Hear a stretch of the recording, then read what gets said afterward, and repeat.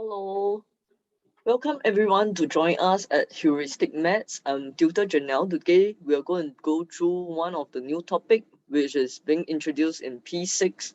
So today's lessons will be especially important for those who are in P5 in 2021 and then going into P6, which is PSLE year in 2022. So today we're going to go through, or we're going to start introducing algebra to most of the P5 students. So I know like a lot of the students are actually anxious, like, oh, what is algebra? Is it something very difficult? So I'm going to go through some of the basic and also like the simple kind of 2-3 marks question to help you have a head start to maybe have a rough understanding of what algebra is about. So let's begin, and then let's start with some of the simple kind of question first, and hopefully this will help you to understand and to be able to start on your own revision before the next year to begin. So however, if you actually still have problem with this kind of question, you might want to stay tuned to our channel, and also you might want to contact me on the Facebook itself. Our Facebook page is called the Heuristic Mathematics. So stay tuned and let's go on to the questions and the new chapter itself. So I'm going to start with a very simple question here. So the question here states that there is, okay, so this new question here we have on the screen here is they mention about there are 10 pencils in each box. Then how many pencils are there in B box? So for algebra, the key thing that you must know is they are replacing possible number with alphabets. So if you can see here, A, they mention that instead of telling you the number of boxes there is, they just tell us it is B boxes. So if that's the case, right, I believe most of the students will be able to understand this question quite easily. So the question here mentions, say, how many pencils are there in B box? Let's imagine, instead of having B box, if it's a normal circumstances that we can have here, which is a normal number that we always learn, let's say there's 2 boxes, what will you actually do for A? So 2 boxes, and then we know that one box, we actually have a total of 10 pencil. Am I correct to say so?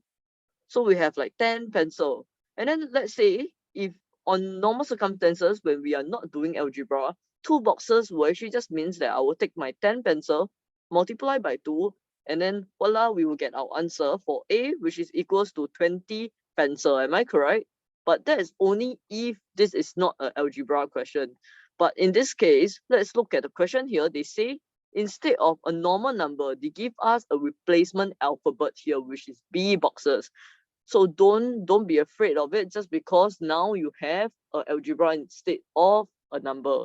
So it's still going to be the same thing. So instead of having 2 boxes, what I have here is B boxes. So in all this part, the reason why I did that is to show you all, say that you're going to use the same step than normally what you will do if there's a number in the question instead of having an algebra in the question. So instead of having 2 boxes here, we have B box. So it's the same. I'm going to take 10 pencil because each box there's only 10 pencils.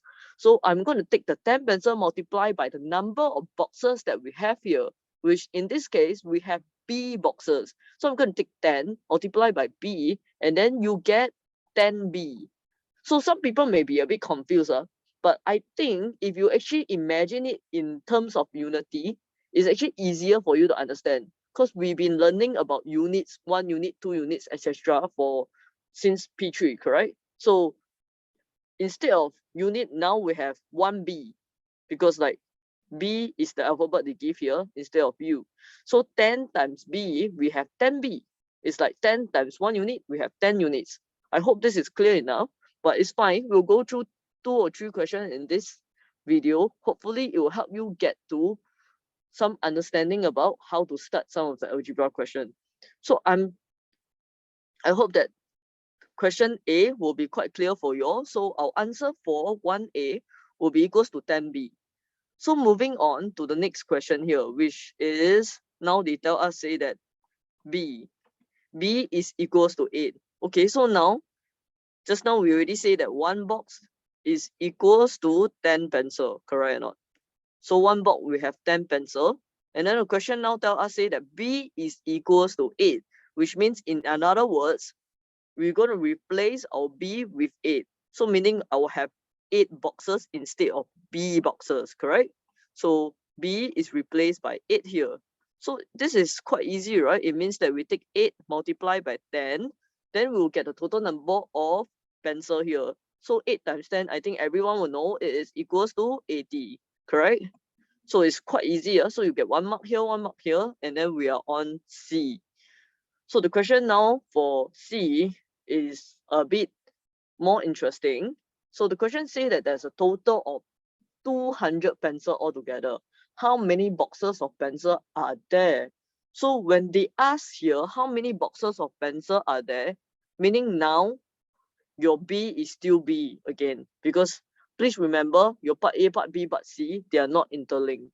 So question here tell us that we have 10 pencils in each box. Just now we know that we have B boxes.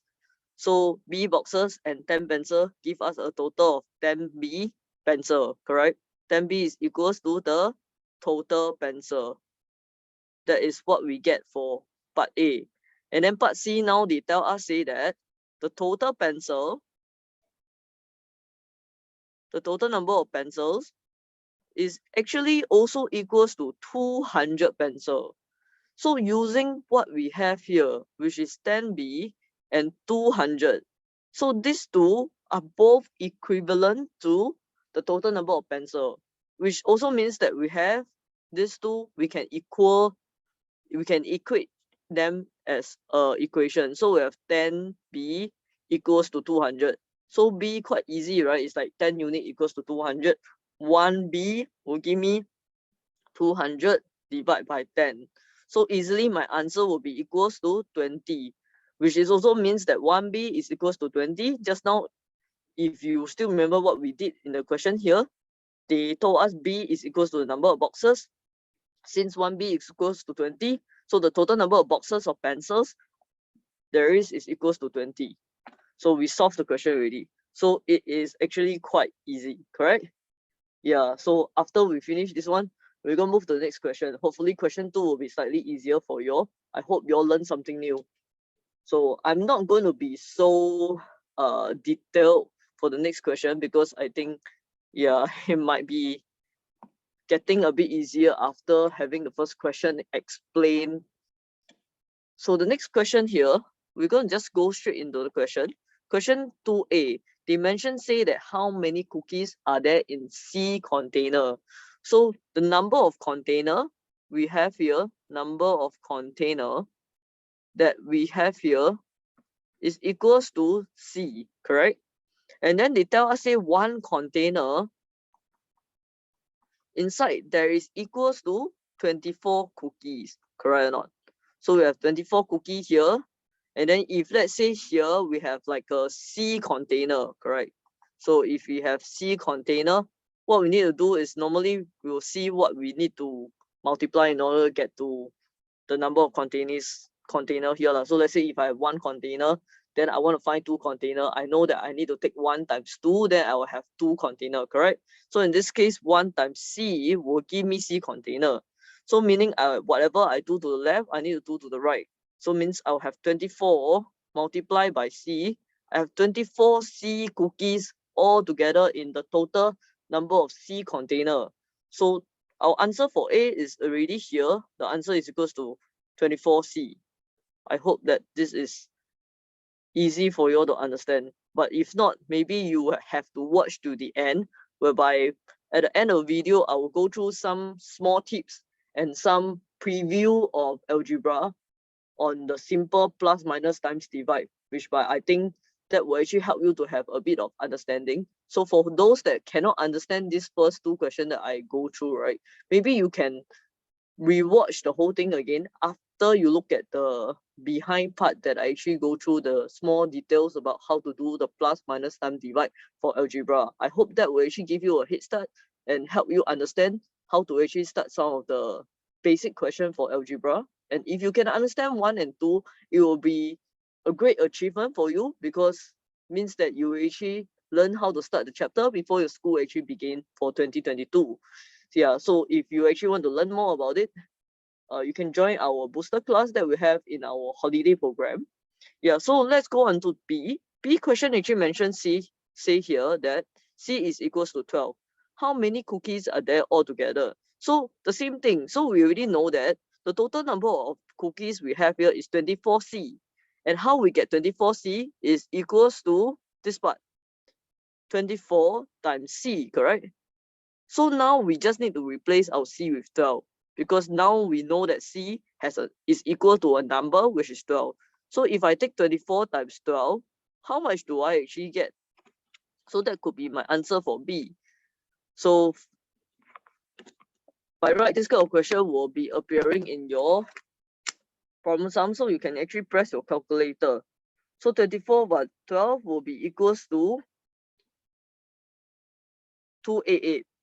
So if you have 288 here, is equals to the total number of cookie. So we have our answer here, which is equals to 288 for B. So for C, again, please remember that when you're doing questions whereby there's different part for algebra, right? Each of the part might not be related to the previous part of the question. So like some student might be a bit confused that how come B, the question already asked us how many cookies are there already, and we calculated there's 288. But then C, now they tell us say that there's 600 cookie altogether. So this is a different one already. So you only need to read the first part whereby there are 24 cookies in each container, and then now they tell us say that there's 600 cookie altogether. Then in order to find how many container of cookie there are, we take the total number of total cookies, which is given in C, which is equals to 600. Then we want to find how many container. Yeah, so container of cookie, what we will do is normally we'll take the total number of the cookie, which is 600 here. We can take it divide by per container we have how many cookies. So I'm going to take 600 divide by the 24 in order to get like how many container do I need in order to hold the 600 cookie. So if I actually do a division, I should get 25 container. So my answer here for C will be equals to 25. I hope everyone can understand this part, and I will move on to a small introduction for algebra here, whereby I'll go through how we actually do plus, minus, times, divide for algebra. So I'm going to start with simple one. Let's say we have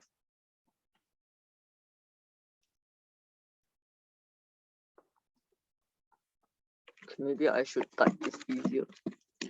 So we have, let's say we have like A plus A, how much is it? So it's the same as unit. So if you have like A plus A, you have 2A, correct? So if you have 3A plus 4A for algebra, it means 7A, correct? So if I have 6A plus 10A, I will have a total of 16A, correct? So for plus and minus, it is quite clear for algebra. I'm quite sure everyone is following this. And then for minusing, I will have like, let's say 10A minus 9A. What I have here is just A. And then if let's say I have things such as 3AB minus 1AB, so I should get 2AB. Don't be afraid if you have more than one alphabet in the algebra. It is kind of normal. Just know that if the alphabet is the same, you can still plus and minus them as per usual. So if let's say I have like a 3AB plus 10BA, so some student will say like this then means we cannot add together already. But the thing is, they can be still added because AB and BA, if I rearrange the alphabet order, they are actually the same. So 3AB plus 10AB will still give me 13AB. So normally for algebra, we will try to rearrange the alphabet in alphabetical order in order to have before we write our final answer. But you will not be penalized if you write BA in the final answer also. But in case you will get confused in cases such as this one here. Yeah. So what about some students will ask, then what if I have 2a plus 2b? So it's the same as like I have 2 apple plus 2 bear. So it's not the same thing. I cannot tell you say that I have 2 apple plus 2 bear equals to 4 apple. It doesn't work that way, right? So it's still 2 apple and 2 bear. So in questions whereby they give you this, you will just get your final answer as just 2a plus 2b still.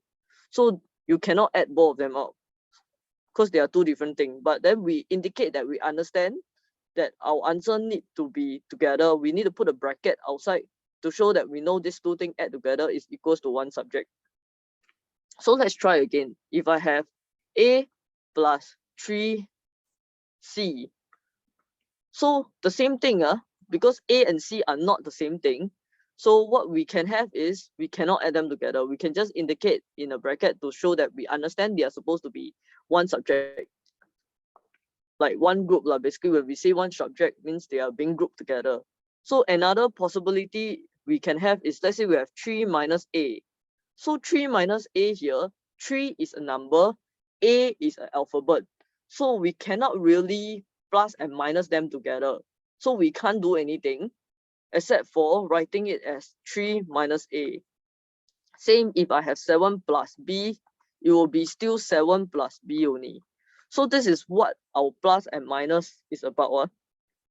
So if you are still a bit confused, let me do a bit of small recap. So if you have two items that is the same, let's say A and A, when you add together, it's basically, let's say 1 apple plus 1 apple, you have 2 apple. So same thing, you have 3 apple plus 7 apple, you have plus 4 apple, you have 7 apple. So same, if I have the same thing minus each other, I will have 1 apple left, because 10 apple minus 9 apple equals to 1 apple, correct? So if the alphabet is being turned around, let's say I have 3a b plus 10ba, they are actually the same, just that they are not arranged in alphabetical order. One is AB, one is BA. So what I can do is that I actually still can add them together because they are still the same thing if I rearrange the alphabet order. So I still get 13A, correct? But then when cases whereby we have this part onwards, the one that I am drawing a star beside, from here onwards, all this, you realize that we can't do anything to them. What we do is just to put a bracket outside to indicate that they are one group. Reason being is because my A and B is not the same thing. I can't add them and tell you say I have 4 of the same thing. I can't say I have 4A. Yeah, I cannot tell you say that's 4B because I don't have 4A, I don't have 4B. I have 2A plus 2B. So the only thing I can do is I put them together in bracket and then show that, okay, I understand the question want me to group them together, but I can't add them together. So this is my final answer. I hope you all understand this part for the plus and minus. So moving forward, so what you need to understand next is you need to understand simple things like when you have multiplication and division.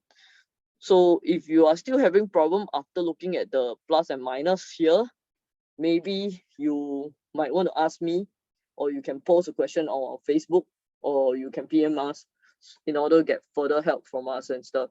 So I'm going to move on to the multiplication and division since we finished the addition and subtraction, because those are like the bite-sized tips that I can give for you to actually roughly understand what the chapter is about. So other things that we will be learning is, let's say we have 1 unit times 2. So multiplication is as per usual. We have like 2. We all know that 1 unit times 2, we have 2 units, right? Because we learned this. So same thing, if I have 2a times 2, I will have 4a.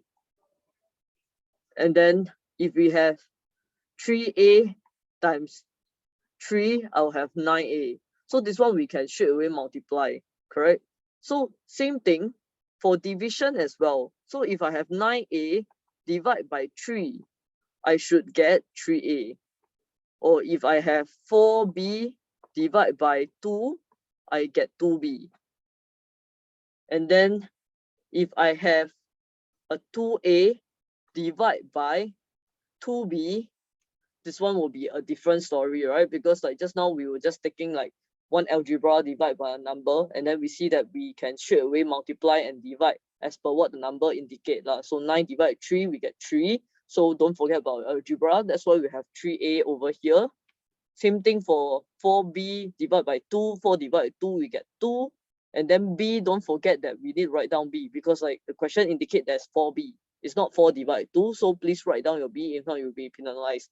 So for here onwards, it's a little bit more interesting, whereby we have 2a divided by 2b. So same thing for here, it's a bit similar as just now the plus and minus.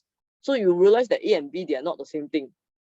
But the number we can still divide, right? Because 2 divided by 2, I will still get 1. But what about a divided by b?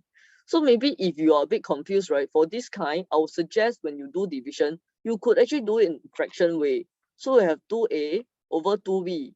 So if you want to do it in a fraction way, right, what we can do is we can cancel out the common numbers, right? Because we both of these can be divided by 2. Here also can be divided by 2, correct? Clear? So we have no more number already. If 2 divided by 2, I have 1. And then 2 divided by 2 here also have 1. Then what we left if is 1a and 1b, am I correct? But for algebra, normally we don't write the 1. So we can actually leave our answer as a over b. Because I don't think I can take a divided by b. I don't know what is it. So what we can leave it is as per what the alphabet is here, which is a over b. Normally, we try to leave the algebra in fraction form when we are dividing them. So another example we can have here is we have 9a divided by 3. 3a. So this one, same thing. We have 9 divided by 3. Maybe for a starter, I'm going to write in fraction form. Maybe you can see it better because I think some students will get very confused when I get to this part. So I'm going to do 9 divided by 3. I'm quite sure everyone can follow until here. So 9 divided by 3, we get 3. 3 divided by 3, we get 1, correct? This part very clear for the red part. So now what we left is a. So a divided by a. So basically, normally we know if we take the same thing, divide by itself, you get 1, correct? It's like 3 divided by 3, you get 1. 2 divided by 2, you get 1. 100 divided by 100, you get 1. So same thing, if I have a divided by a, so basically I get 1, correct? A divided a, I get 1. A divided a, I get 1. So means there's no more algebra left already, correct? So what I have is just basically 3 over 1, which means we can just leave the answer here as 3. So I hope everyone is still following for the times divide and the plus and minus earlier on. So I hope you are not confused. If you are, please stay tuned and then like maybe can rewatch the video until you can understand. But if not, maybe you might need a bit more help than just watching video. You might want to join our booster class, or you can actually contact us in order to have like a trial class being arranged with me.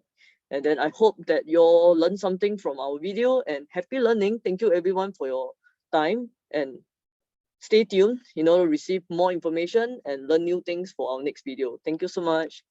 Have a good weekend. Bye bye.